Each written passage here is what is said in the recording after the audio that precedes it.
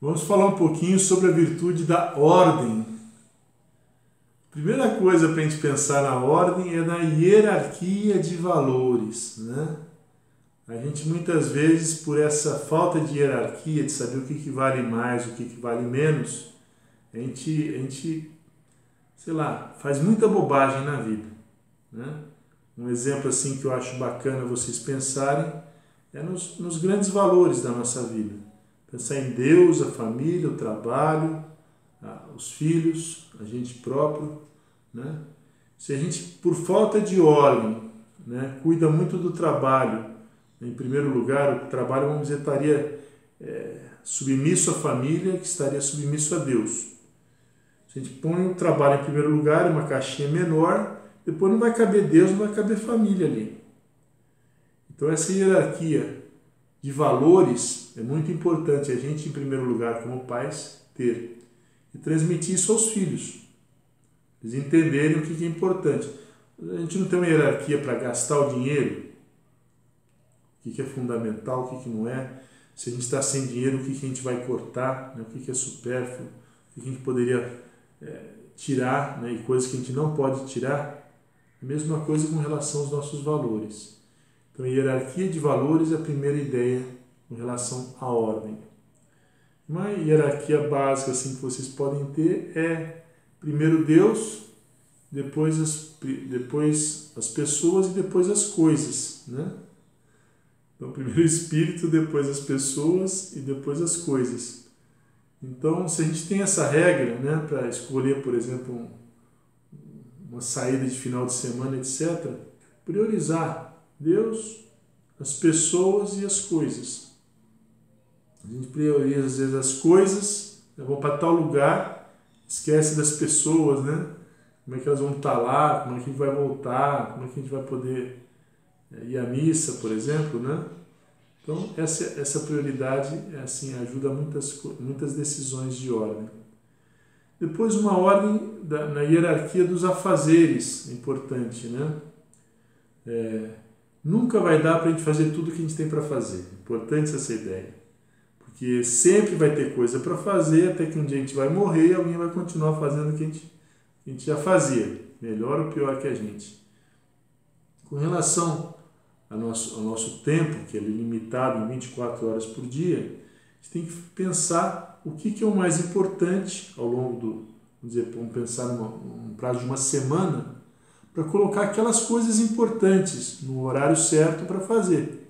Senão vira um caos. A gente vai fazer o que dá mais vontade, o que é mais gostoso, prolongar às vezes uma coisa prazerosa para evitar uma coisa que dá mais trabalho, né? Então é muito importante a gente ter uma lista de coisas importantes para serem feitas.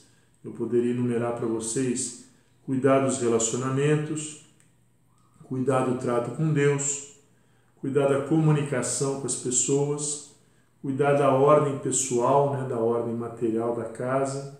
São coisas importantes e não urgentes. Ter um tempo para o estudo, isso os pais e os filhos. Um tempo para estudar, para aprender coisas novas, para poder compartilhar coisas novas. E onde que a gente vai arrumar esse tempo, né?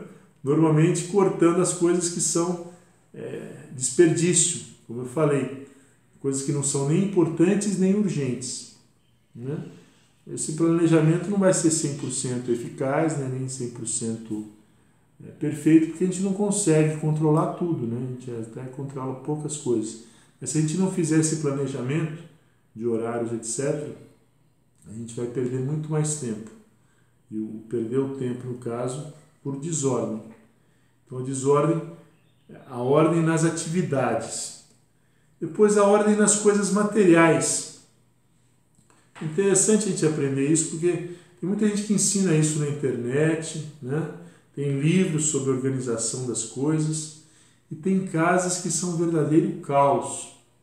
A gente vai juntando coisas, juntando porcariada, né? Tem um programa na televisão que a moça fala assim: pega 3 cestos, né? Um das coisas que você vai arrumar, outro das coisas que você vai jogar fora, outra das coisas que você vai arrumar um lugar para colocar. E tira tudo do lugar e depois coloca tudo no lugar, né? Ela vai fazer uma reforma, vamos dizer, de um quarto, de um escritório. E a pessoa, depois que ela volta, que ela vê as coisas arrumadas, fala, não acredito. Isso aqui era onde eu trabalhava, por isso que eu não achava nada. Estava tudo amontoado, tudo perdido, tem roupa que você vai arrumar uma gaveta e fala, nossa, estava aqui essa camiseta, puxa, que legal. Estava lá, faz anos que você não mexeu naquilo, você foi pondo as coisas por cima, né? Então a ordem material é muito bacana, está ligado também à ordem mental.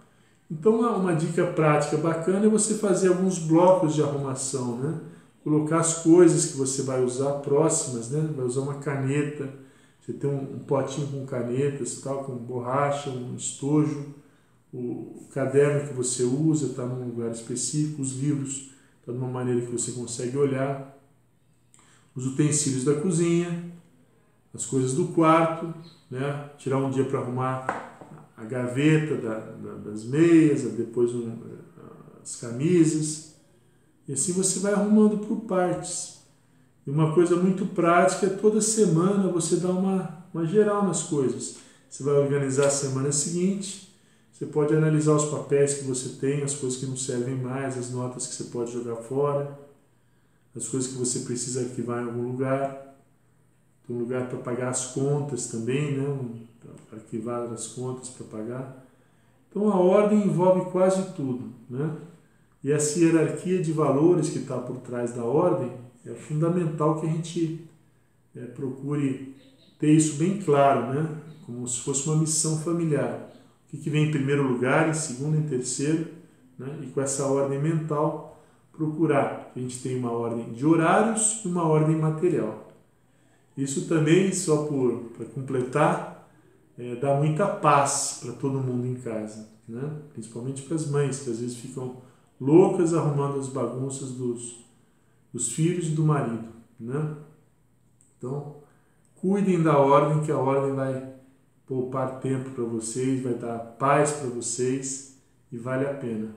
São muitos detalhes, tá? De cuidar das coisas, né? De guardar as coisas, de usar bem as coisas, ligadas à virtude da ordem.